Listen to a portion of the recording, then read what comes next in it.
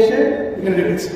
আমি যেহেতু সেনাবাহিনীর অফিসার এবং এই ঢাকারই অফিসার, আমি ঢাকা জেলে বসেছিলাম, আমি জানতাম কোথায় আমাকে রাখা হচ্ছে এবং সেইখানে প্রচন্ড নির্যাতন করা হতো লোকদেরকে। কয়েকজন গুটি কয়েক আমাদের পলিটিক্যাল অফিসার যারা সেনাবাহিনীর বাণিজ্য ডুবিয়ে দিয়েছে ডিজিএফআই থেকে থেকে, তারা স্বার্থন্বেষী কত যে লোক মেরেছে তারা খোদায় জানে।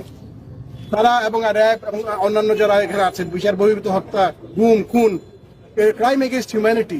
আমার দোষ কি ছিল? আমি কোনো রাজনীতি করিনি কখনো, আমি কোনো দলও করিনি, আমি সরকারি কর্মকর্তা ছিলাম একজন। আমার দোষ ছিল যে আমি লেখালেখি করতাম।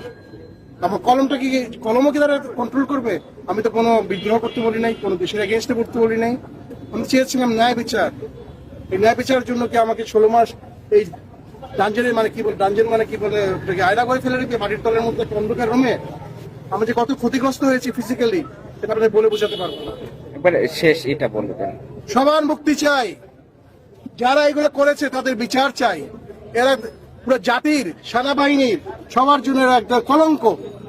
এরা কি কোনোদিনই এদেরকে ছাড়া হবে না, এটাই আমার দাবি। এবং আজকে আমরা বসে আছি, তারা আমাদের মুক্তি দিবে, আমাদের সামনে আনবে, আমাদেরকে রাস্তার যে চোখ বন্ধে ফেলে দিবে, যেরকম আমাকে ফেলেছিল সেরকম হবে না। জনতার সামনে তারা মুক্তি দিবে সবাইকে। মোমেন্ট